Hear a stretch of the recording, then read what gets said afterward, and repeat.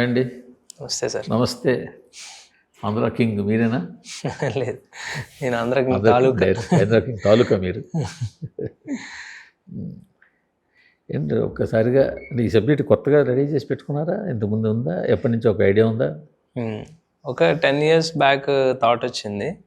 అలా అలా ఒక లైబ్రరీలో అది ఉండింది.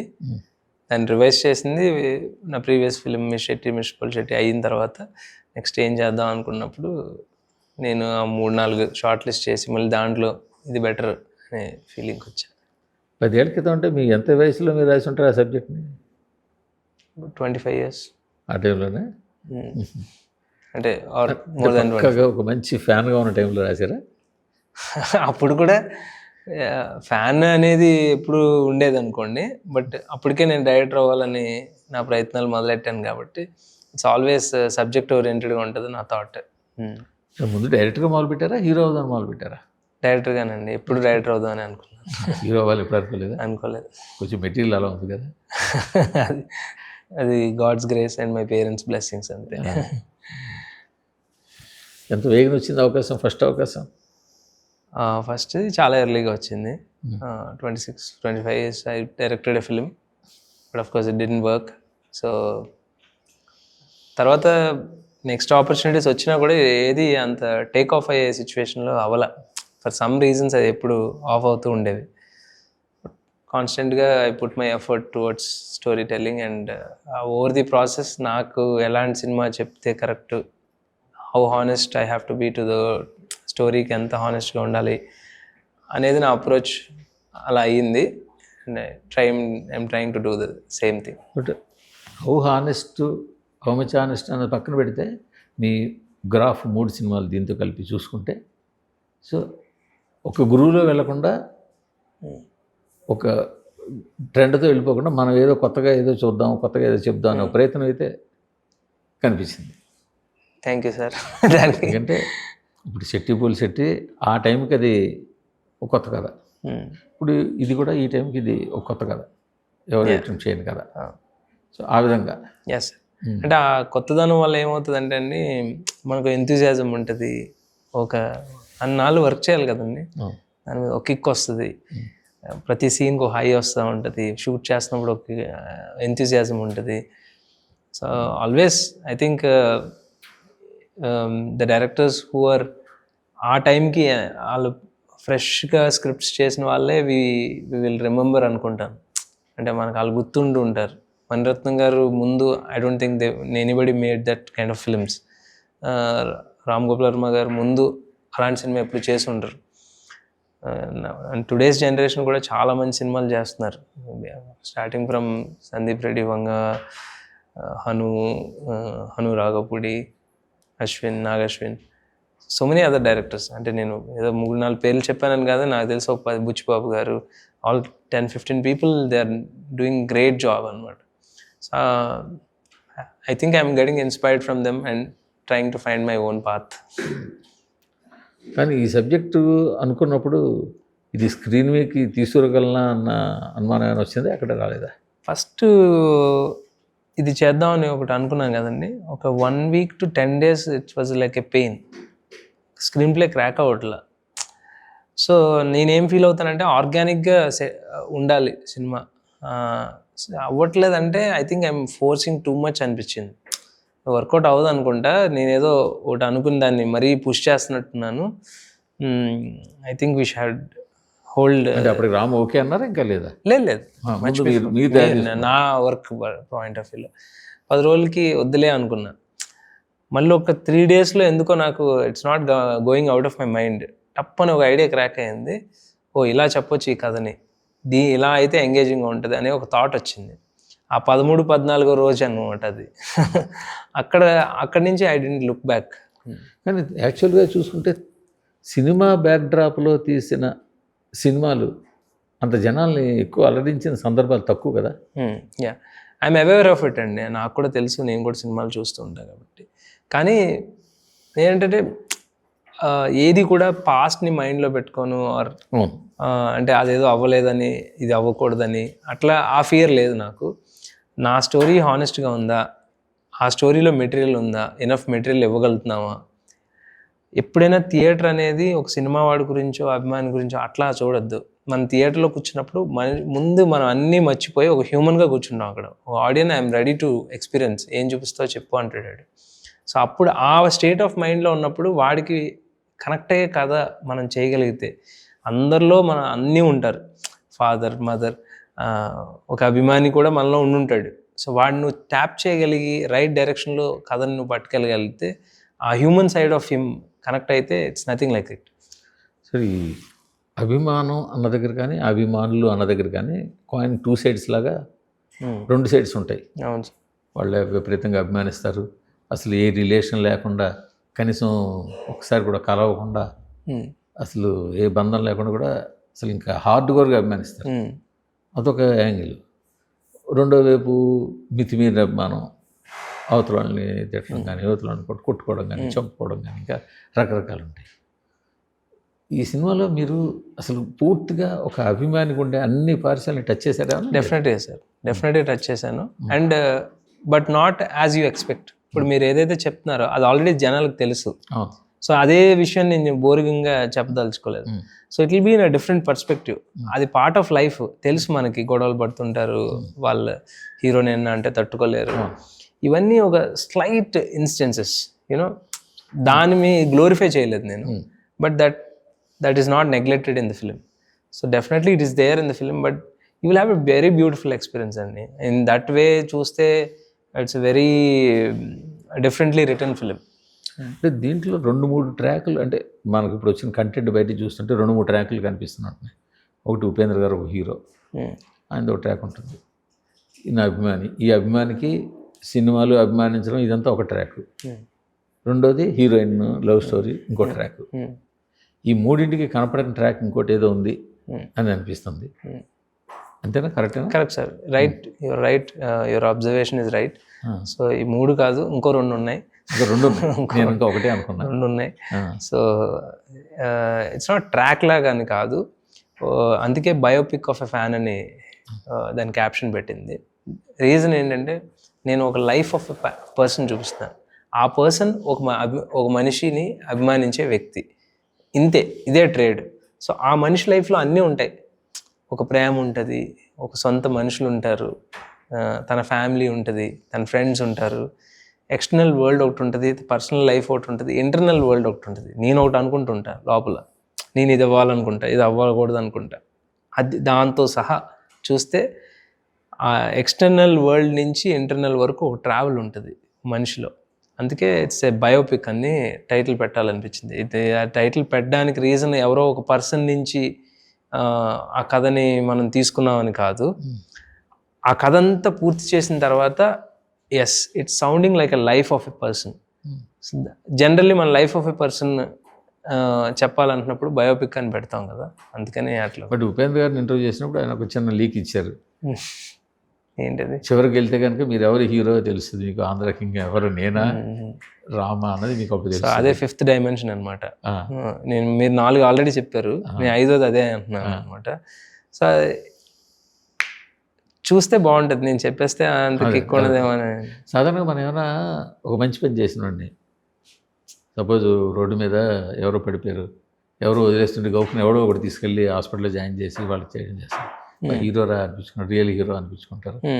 ఇట్లాగా ఏదో సమ్ ఇన్సిడెంట్లో లీడ్ చేసిన వాడిని హీరో అని అనడం మనకి అలవాటు. సో హీరో ఈ సినిమాలో హీరో అని అలా అనిపించుకుంటాడా? అది అనుకోవచ్చా? అంటే ఎవరినో సాయం చేస్తేనే హీరో అవ్వాల్సిన ఒకరికని కాదు, మేబీ సొసైటీ సాయం చేయొచ్చు.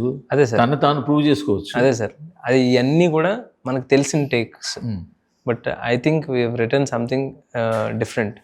సో అంతకు మించే ఉంటుంది. మన లైఫ్ని మనం బాగు చేసుకోవడంలో కూడా హీరోయిజం ఉంటుంది కదా. సో దానివల్ల ప్రొడక్టివిటీ ఎంత ఉంటుంది, ఎంతమందికి ఉంటుంది అనేది కూడా ఒక హీరోయిజం అయి ఉండొచ్చు. సో మన ఇంటెన్షన్స్ నీడ్ నాట్ బి దేశాన్ని ఉద్ధరించేద్దాం అనే అంత పెద్ద గొప్ప భావాలు ఉండకపోయినా పర్లేదు, అది అందరు హ్యూమన్ బీయింగ్లో ఉండదు. సో ఈ మాట ఎందుకు చెప్తున్నానంటే, ఇవన్నీ కామన్ మ్యాన్ గురించి మాట్లాడుతున్నాను. I'm not talking about a super natural person. So this story is about common man, మనలాంటి వాళ్ళ కథ ఇది. అంతేగాని ఇట్స్ నాట్ అబ్నార్మల్గా ఎక్కడ అనిపించదు మీకు. ఇది మనం యాక్చువల్గా చెప్పాలంటే మన టాలీవుడ్ ఒక హీరోయిక్ వరల్డ్, హీరో చుట్టూ తిరిగే వరల్డ్ ఇది. హీరోల చుట్టూ తిరిగే వరల్డ్, హీరోలతోటే. ఇలాంటి వరల్డ్లో మీరు ఇలాంటి కథని నేను ఎలాగ ప్లాన్ చేశారు? ఇది ఈ హీరోని ఒప్పించగలను ఈ కథతోటి. అది ప్యూర్ ఇన్నోసెన్స్ అండి, నాకు తెలియదు పెద్దగా. సో నాకేమనిపించిందో అది ఎక్స్ప్రెస్ చేయాలని అనిపిస్తుంది. అది మీరన్నట్టు రవి గారు, రామ్ గారు అప్రిషియేట్ చేయకపోయింది ఉంటే జరిగి ఉండేది కాదు. ఎంతమంది చెప్పారు ఈ కథ మీరు? నేను ఇప్పటికే రవి గారు అంటే దీనికన్నా ముందు, ఈ ప్రాజెక్ట్ మెటీరియల్ అవ్వడానికి ముందు? లేదు సార్, ఎవరికి చెప్పలా. ఫస్టే నాకు మైత్రితో కమిట్మెంట్ ఉండింది. సో నేను వెళ్ళి కథ రెడీ చేసుకుని సరే ఇది కథ అని చెప్పాను. వెంటనే ఆయన చాలా ఎక్సైట్ అయ్యారు అనమాట. అంటే ఆ ఎక్సైట్మెంట్ చూసి నాకు అప్పుడు అర్థమైంది, ఏమో ఓ సంథింగ్ అబౌట్ ఇట్ అని. అంటే ఆయన రవి గారు యూజువల్లీ ప్రొడ్యూసర్ డైరెక్టర్ ఈక్వేషనే మాకు. ఆయన ఫస్ట్ టైం నన్ను హగ్ చేసుకుని ఆల్మోస్ట్ ఇలా లిఫ్ట్ చేశారు. చేసి అమ్మ చెవుకి అదేదో అన్నారు, తుప్పు వదిలేసినట్టు అనిపిస్తుంది అయ్యా, సూపర్ గా చెప్పామన్నారు. ఆయన అంత ఎక్సైట్ అవ్వడానికి కదే సార్, అంతే దాంట్లో ఉన్న మెటీరియల్లో లేకపోతే హ్యూమన్ ఎమోషన్స్ ఇట్లాంటివి న్యాచురల్గా అనిపించుంటారు కదా. ఆయన లైఫ్లో ఏవో ఎక్స్పీరియన్స్ చేస్తుంటారు, అవేవో కనెక్ట్ అయి ఉంటారు. ఇది కదా గ్రౌండెడ్ కథ చెప్పావు అనేది ఫీలింగ్ ఆయనకి. సో అప్పుడు డెఫినెట్గా మనకు కథానాయకుడు కావాలి సినిమా చేయాలంటే. And cinema is a very large scale film. మళ్ళీ ఏదో న్యాచురల్గా మనలా కనెక్ట్ అవుతున్నాం అని అనిపిస్తుంది, కానీ దాని scale of the film very huge అనమాట. దానికి ప్రాపర్గా హీరో మెటీరియల్ కావాలి మనకి, ఆ స్కేల్లో తీయాలి సినిమా అంటే. రామ్ గెలి చెప్పారు అప్పుడు డెఫినెట్గా రవి గారు అండ్ నవీన్ గారు ఇద్దరు ఒకేసారి చెప్పారు, రామ్ అయితే బాగుంటుంది మహేష్ అన్నారు. వెంటనే నాకు చిన్న ఫియర్ ఉండింది. డెఫినెట్లీ ఆయన చాలా లైన్ ఆఫ్ కమర్షియల్ ఫిల్మ్స్ చేస్తారు కదా, ఇది కొంచెం గ్రౌండెడ్గా ఉండే సినిమా ఆయన క్యారెక్టర్ వరకు. సో ఎట్లా ఉంటుందో ఏంటో, ఫస్ట్ బాలే రివర్స్ అయింది అనుకోండి, కథ మీద ఏమంటారు చిన్న డ్రాప్ అవుతుంది కదా, ఇది వర్కౌట్ అవ్వట్లేదేమో అనే ఫీలింగ్ వస్తుందేమో అని అనిపించింది. బట్ ఫార్చునేట్గా ఆయన ఫస్ట్ 1 సిట్టింగ్కే ఓకే చేశారు సినిమా. అంటే రామ్ గారి లైనప్లో దీని ముందు వచ్చిన సినిమాలు కనుక బాగా ఆడిస్ ఉంటే ఈ సినిమాకి ఆయన ఎస్ నో ఏమో కానీ. అవును సార్. ఎప్పుడైతే ఆయన నమ్ముకున్న కమర్షియల్ ఫిల్మ్ అన్ని వరుస పెట్టి ఫెయిల్ అవుతున్నాయో, సో ఈ గ్రౌండెడ్ సినిమాకి రావడానికి ఆయన ఆప్షన్ తీసుకుని ఉంటాను అనుకుంటున్నాను నేనైతే. మేబీ సార్, అది మనం అడగలేము, ఆయన నాకు చెప్పారు. అడగలేరు కదా, మీరు చెప్పలేరు. చెప్పలేను అదే కదా. ఓకే, అదే అంటే see he always wants to tell good stories from our journey. ఇప్పుడు మేము 2 ఏళ్ళుగా మా జర్నీలో నాకు అర్థమైంది అంటే ఆయనకి ఎప్పుడు మంచి సినిమాలు చేయాలని ఉంది. అంటే ఇలాంటి సినిమాలకి ఎప్పుడు ఆయన చాలా సినిమాలు చూస్తున్నారు, ఇంగ్లీష్ ఫిలిమ్స్ నుంచి మన తెలుగు సినిమా, ప్రతి సినిమా ఎక్సైటెడ్గా వెళ్ళి చూస్తూ ఉంటారు, దాని మీద అనాలిసిస్ చేసుకుంటుంటారు, ఎంత ఉంది process. But having said that ఆయన ఆ టైంకి those kind of films work out అయ్యి ఉంటే we would have appreciated that also. ఎందుకంటే అలాంటి సినిమాల్లో కూడా ఆయన సక్సెస్ అయ్యారు.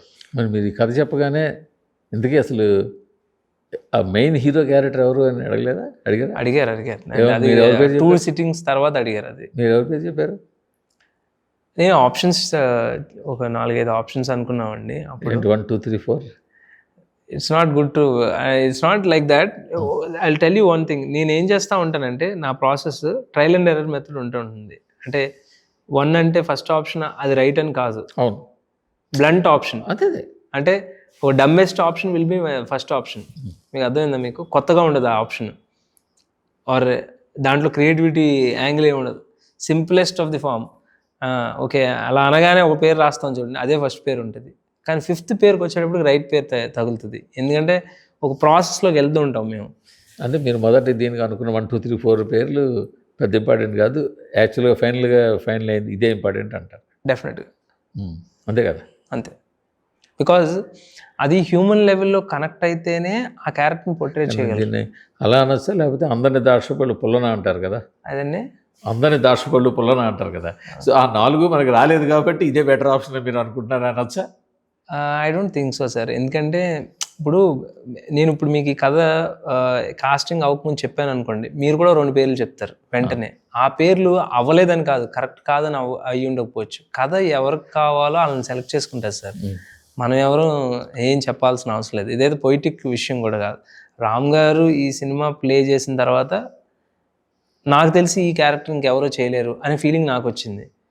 అది రేపొద్దున ఆడియన్స్ కూడా ట్రాన్స్ఫార్మ్ అవుతుంది. రామ్ గారి క్యారెక్టర్ వరకు డిస్కషన్ కాదు, ఇప్పుడు same sir, I'm coming to the your point only sir, where Upendra గారి క్యారెక్టర్ చూసిన తర్వాత by the end of the film, ఇప్పుడు మేము 30 మంది సినిమా చూపించుకుంటే ఎవరైనా కూడా ఏం చేశారా అని అంటారు తప్ప ఈయన బదులు ఈయన ఉంటే బాగుండేది అనే టాక్ లేదు. No doubt Upendra is an అద్భుతమైన నటుడు ఆయన. అసలు ఆయనకున్న నటనే కాదు సార్, ఈ క్యారెక్టర్ చేయడానికి ఒక కైండ్ ఆఫ్. కానీ ఈ సినిమా ప్రాజెక్ట్ స్టార్ట్ అయిన వెంటనే ఇక్కడ వినిపించిన ఏంటంటే రామ్ హీరోగా పెట్టారు కదా, రామ్ హీరోగా పెట్టి ఉపేంద్రని అభిమానించే స్టార్గా పెట్టారు అన్నట్టు మీ దృష్టికి వచ్చిందా లేదా? Definitely sir, we know everything. అంటే మీరు రాసే పేర్లు కూడా తెలుస్తూ ఉంటాయి. ఏంది మోహన్ లాల్ గారు, ఇంకా బాలకృష్ణ గారు, నాగార్జున గారు, ఇంకా ఏదో కింగ్ అన్నాం అని ఆయన. సో ఇవన్నీ తెలుసుంటాయి. We didn't even try them. The point is మేము అక్కడికి వెళ్ళి ఆయనకి నరేట్ చేసిన సిచ్యువేషనే లేదు. ఆర్ కొన్ని ఆప్షన్స్ మీరు రాసిన ఆప్షన్లు మా 5 పేర్లలో కూడా లేని కూడా రాస్తాను కదా. ఇప్పుడు ఈ క్యారెక్టర్ ఉపేంద్ర గారికి తప్ప ఇంకెవరికి నరేట్ చేయలేదా?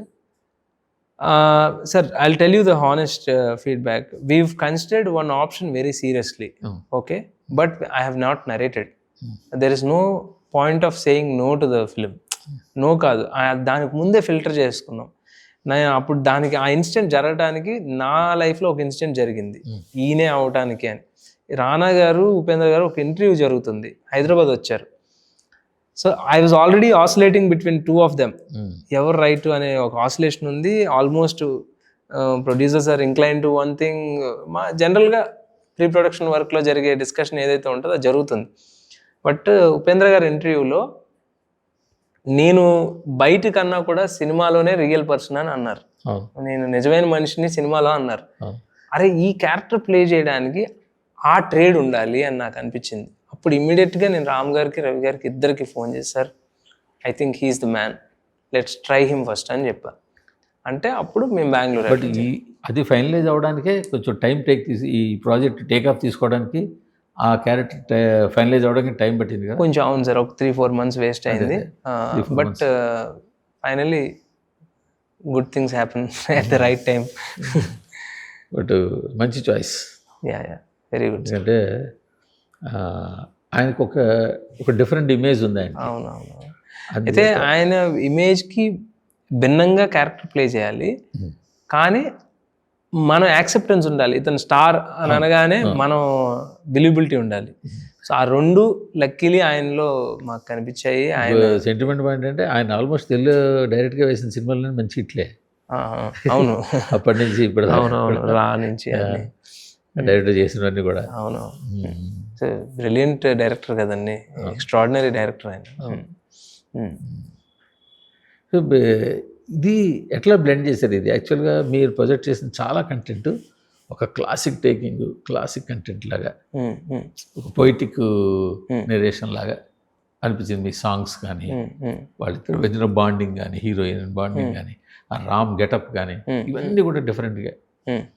యాక్చువల్గా సినిమా తీసింది ఒక మాస్ కుర్రాడు సినిమా, అంతే కదా.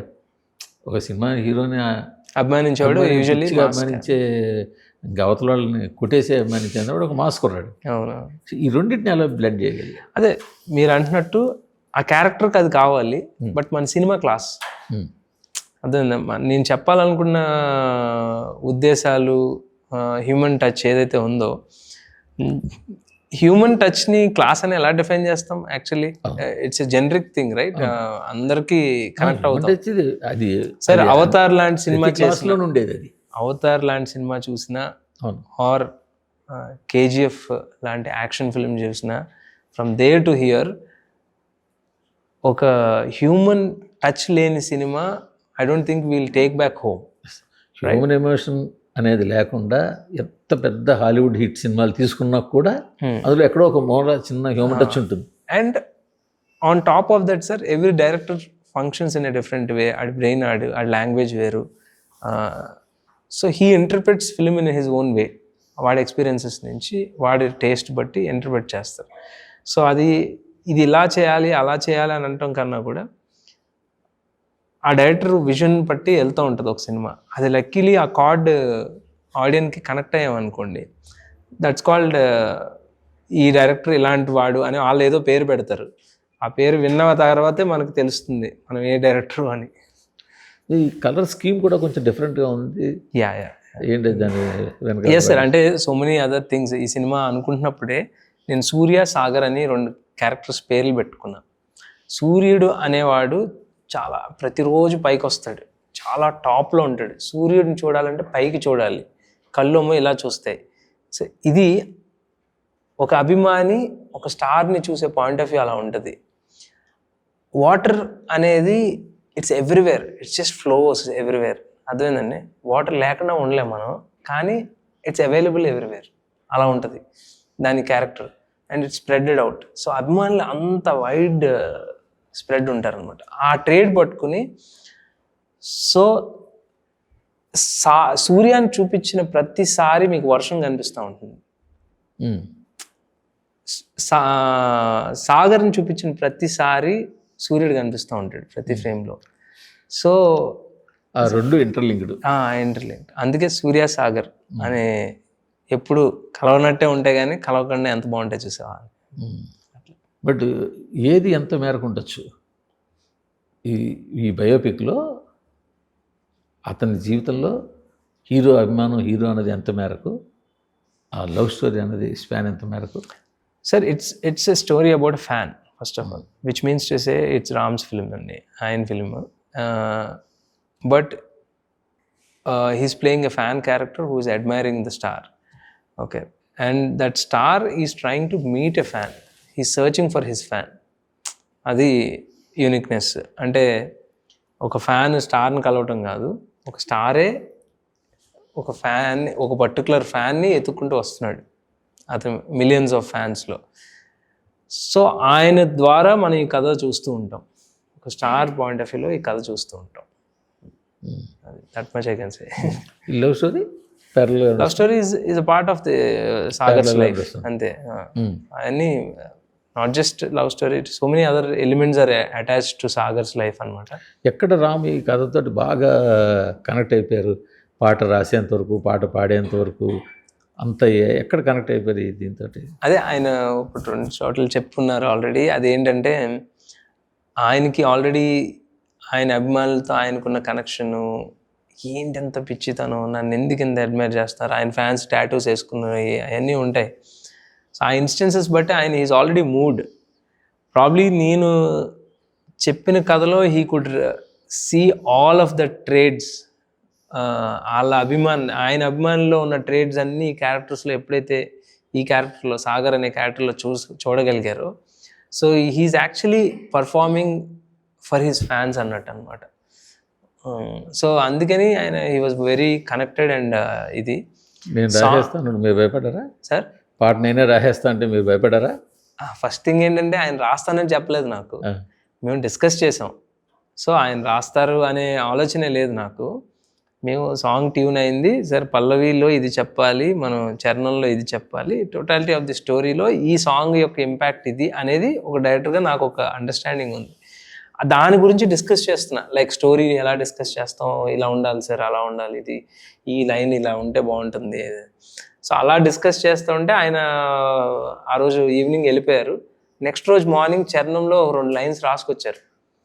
ఏది మహేష్ ఇలా అనుకుంటున్నా, ఇది చూడు ఒకసారి 2 లైన్స్ అనేది చెప్పారు. దారే లేని ఊరిని అడిగా, తానేగా దారిని చెలిపింది, నెక్స్ట్ లైన్ కూడా ఏదో ఉంది. సో ఆ 2 లైన్స్ చెప్పగానే షాక్ అయిపోయాను అనమాట. అంటే కథకి అంత మ్యాచ్ అయ్యే లైన్స్ ఎలా తీసుకుంది సార్, ఇది ఎవరు రాశారు అని అంటే, నేనే ట్రై చేశాను, నీకు నచ్చిందా అన్నారు. అంటే అప్పో పర్ఫెక్ట్లీ సార్, లోపల ఒకటి అనుకుంటాం కానీ దానికి భాష రాదు అనే ఫీలింగ్ నాకు, ఆ భాష ఆయన చెప్తున్నట్టు అనిపించింది అనమాట. So magical moment. ఇదేనా రామ్ గారు నేనే రాశాను కానీ మీరు వెంటనే సూపర్ సార్ అన్నారు. అలా అనుకుంటే ఆడేది కాదుగా.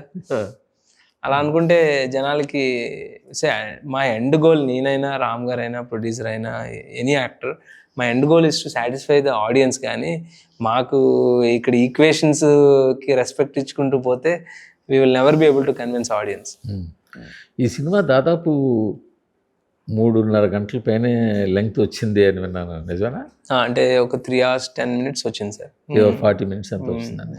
40 కాదు, దట్స్ టూ మచ్, అది ఇంకా exaggeration. So usually sir first cut ఎప్పుడు అలాగే ఉంటుంది, అంటే అది మీ బయట మాట్లాడుకోవడానికి అలా ఉండొచ్చు, కానీ ఫస్ట్ కట్ అంత ఉంటే టోటల్ లెంగ్త్ ఎంత వచ్చి ఉంటుంది? టేక్ చేసింది తీసుకున్న లెంగ్త్ అంతా అదే ఫస్ట్ ఫుటేజ్ కట్ అంతా టోటల్ మేము తీసేదే ఫస్ట్ కట్ తీస్తాం, అదేనా? ఓకే, ఫస్ట్ కట్ తీస్తాం. నేను ఫస్ట్ ఎడిట్ ఏమో అనుకున్నా. ఫస్ట్ ఎడిట్ కాదు sir, first version of edit కాదు, ఫస్ట్ కట్ అంటే మేము తీసిందంతా లైన్అప్ చేసి పెట్టుకుంటాం. టోటల్ ఫుటేజ్ అన్ని షాట్లు ఉంటాయి దాంట్లో, ఏ షాట్ తీయం, అన్ని షాట్లు ఎలాబొరేటెడ్ గా నీట్ గా ఉంటుంది. ఫస్ట్ ఎడిట్ ఎంత వచ్చింది అప్పుడు? 3 hours ప్లస్ వచ్చింది, 3 hours 10 or 3 hours 5 అంత వచ్చింది.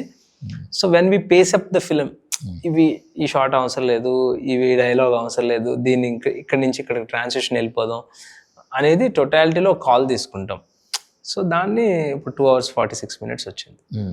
సో అందుకని మీకు ఆ ½ an hour తగ్గిందని ఏదో ఆ ఇన్ఫర్మేషన్ ఉండొచ్చు, కానీ ఇన్ఫర్మేషన్ బట్ లెంగ్త్ బాగా వచ్చింది, దాన్ని బాగా టైటప్ చేస్తే ఈ సైజ్కి వచ్చింది. That's an exercise that every film does it, అంతే. అంటే మీ స్క్రిప్ట్ రాసుకున్నప్పుడే ఈ లెంగ్త్ మీ మైండ్లో ఉండి ఉంటుంది కదా? Definitely sir, I thought it's a lengthy film. I mean ముందే అనుకున్నా ఇది నేను అనుకున్నా, నేను చెప్పాను కూడా, అది it's not anything to be హైడెడ్ or something like that, because it has so many other layers that as I'm saying too many things ఉన్నాయి అనేది. ఇది సింపుల్ స్టోరీ లాగా నేనైతే అనుకోవట్లేదు, ఇట్స్ వెరీ కాంప్లెక్స్. అందుకే చెప్పా కదా, it's very complex to right also. నాకు అనిపించింది, సారీ, అది జనాలకు అనిపించాలనే నా ఇంటెన్షన్. అది అలా అనిపించి ఒక టైంలో మరీ ఫోర్స్ చేస్తున్నానా అనిపించింది, లేదు మళ్ళీ అది వర్కౌట్ అయిన తర్వాత I got a thought where we can tell this story అని. So we succeeded in doing it. జనాలు ఎంగేజింగ్ ఉంటుంది through. Lovely, you will enjoy it. Okay, ఇంతవరకు మీరు ఫోకస్ చేసిన 3 క్యారెక్టర్లే ఇంతవరకు టోటల్ కంటెంట్ రిలీజ్లో మాత్రం పబ్లిసిటీలో 3 క్యారెక్టర్లే కదా ఎక్కువ మెయిన్గా ఫోకస్. అవును సార్, ఇంకేమైనా ఉండిపోతున్నాయా? ఇంకా అందుకే సార్ అవన్నీ కూడా 4th 5th లేయర్స్. సో అవన్నీ అంతవరకు చెప్తే చాలు అనిపించింది. ఓకే, అవన్నీ కూడా లైఫ్ అంటున్నాను కదా sir, life of a person అని యూ షుడ్ స్లోగా అన్ఫోల్డ్ అవుతూ ఉండాలి. ఆ క్యారెక్టర్ గురించి మనం తెలుసుకుంటూ పోతూ ఉంటే, స్లోగా అన్ఫోల్డ్ అవుతూ ఉంటే you will be in the story. అదేదో సర్ప్రైజ్ షాకింగ్ ఎలిమెంట్స్ అని నేను అంటలా, ట్విస్ట్లు టర్న్స్ అది కాదు. For you to experience one character you need to slowly get into and learn more about him అనమాట. అతని గురించి ఎక్కువ తెలిసే కొలిది వావ్ అనిపిస్తుంది. సో ఆ feeling I don't want take away with the trailers or teasers, దాంతో kill చేయాలని లేదు. హుద్హుద్ తుఫాన్ ఏమైనా సినిమాలో యాక్టివ్ పార్ట్ ఉంటుందా? హుద్హుద్ కాదు సార్, ఈ సినిమా జరిగేది 2000s, 2002. సో అప్పుడు తుఫాన్ పేర్లు లేవు. తుఫాన్ పేరు లేదు, కానీ అప్పుడు ఒక కెలమిటీ వచ్చింది. యూ రిమెంబర్ 2002లో ఒకటి. 2002లో వచ్చిందా? యా సార్, అంటే ఎగ్జాక్ట్ ఇయర్ని నేను రెప్లికా చేయలేదు. 87 ఒకటి, 89 ఒకటి, 90sలో ఒకటి వచ్చాయి. అది వరదలు వచ్చినాయి సార్, వరదలు వచ్చినాయి 2002లో. ఇది కలమిటీ, జస్ట్ వరదలు అంతే. But it's has more to do with అదేదో డూ విత్ ద ప్రిమైజ్, అంటే అతని ఊరు, అతని ప్రాంతం, అతని ఏ ఏరియా నుంచి వస్తున్నాడు, దానికి తగ్గ కథ ఒకటి ఉంటుంది. సో అసలు పీరియడ్కి ఎందుకు వెళ్ళి ఈ సినిమాకి అవసరమైన దాని మీద కథ ఎలా? అఫ్ కోర్స్ మీకు నేను చెప్పాను కదా 10 ఏళ్ళ క్రితం ఎప్పుడో అనుకున్న కథ అని, వన్ థింగ్. అండ్ ఇప్పుడు ఏముంది sir, over the phone fan కలవాలంటే ఒక ఇన్స్టాలో మెసేజ్ పెడితే ఆ ఫ్యాన్ వచ్చేస్తాడు, అది అయిపోద్ది కదా. సో కమ్యూనికేషన్ లేని రోజుల్లో ఫోన్ లేని రోజుల్లో డ్రామా ఎక్కువ ఉండేది. To meet one person to person ఒక బ్యూటిఫుల్ డ్రామా ఉండేది. సో ఆ డ్రామా కావాలనిపించింది ఈ సినిమాకి. ఒక స్టార్ బయలుదేరి ఒక ఫ్యాన్ని ఎత్తుక్కుంటూ పోతుంటే ఒక ఒక ఒక ఎక్స్పీరియన్స్ వస్తూ ఉంటుంది. That's the length of the film. Problem పీరియడ్కి ఎందుకు వెళ్ళిందంటే ఆ కమ్యూనికేషన్ లేని ఒక టైం సిచ్యువేషన్, లేకపోతే ఇప్పుడు ఏముంది వెతకడానికి చాలా టఫ్ సిచ్యువేషన్ ఉన్న టైంలో. అంతే. ఓకే. సో దీంట్లో మరి సినిమా తాలూకా ప్రస్తావనలు ఏమైనా ఉంటాయా? అంటే మనం చూసిన సినిమా ప్రస్థానంలో ఉండవు, ఎందుకంటే ఇట్స్ కంప్లీట్లీ ఫిక్షనలైజ్ చేశాను. వేర్ సూర్య అనేదే ఫిక్షనల్ క్యారెక్టర్. అతని సినిమాలు కూడా షూట్ చేసాం. అంటే ఉపేంద్ర గారి సినిమాలు వాడుకోలే, ఉపేంద్ర గారు వేరే సినిమాలు షూట్ చేశారు. అంటే ఉపేంద్ర గారితో మా సూర్య క్యారెక్టర్ ఏ సినిమాలు చేసి ఉండొచ్చు, ఎలాంటి డైలాగులు చెప్పి ఉండొచ్చు, ఆ డైలాగులు బట్టి ఆయన ఏ టైప్ ఆఫ్ హీరో అనేది కూడా మనం రెప్లికేట్ ఉపేంద్ర గారు కొన్ని క్యారెక్టర్లు క్రియేట్ చేశారు. చేసాం. ఆ, చేసి అవన్నీ కూడా మీరు సినిమాలో చూస్తూ ఉంటారు. ఆ, అందుకనే ఇది ఉపేంద్ర గారు కాదు ప్లే చేస్తుంది, సూర్య అనే క్యారెక్టర్. అదే అర్థమైంది, అదే. సో ఆ సూర్యకి అందరూ రెజంబ్లెన్స్ ఉంటుంది. అమితాబ్ బచ్చన్, రజనీకాంత్ గారు, కమల్ హాసన్ గారు, చిరంజీవి గారు, వెంకటేష్ గారు, నాగార్జున గారు, beat any star you can relate to him. అంతే. ఈ రిఫరెన్స్లు ఏమైనా వస్తాయి ఇప్పుడు లేదు సార్. అందుకే అసలు కనీసం బ్యాక్గ్రౌండ్ లో కూడా చిరంజీవి గారిని కానీ కాంటెంపరీగా ఒకవేళ ఆ టైంలో వాళ్ళ సూపర్ స్టార్స్ అయి ఉంటే వాళ్ళ ఫోటోలు కూడా పెట్టలేదు. సో ఎవరో ఒక ఏలియన్ ఫొటోస్ ఉంటాయి. అంటే వాళ్ళు ఆ టైంలో అది వాళ్ళ స్టార్స్ అని మనం ఊహించుకోవడమే తప్ప రిజంబ్లెన్స్ ఎక్కడ లేదు. చాలా జాగ్రత్తలు తీసుకున్నారు. జాగ్రత్త కన్నా ఐ థింక్ కథను అలా చూస్తే ఇంకా బాగుంటుంది.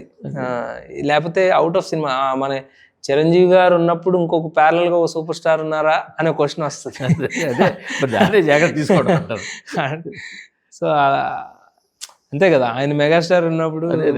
అందుకని Andhra king is nobody has that tag, అదొక ఇంపార్టెన్స్. అండ్ రెండోది దానికి 3 లింకులు ఉన్నాయి.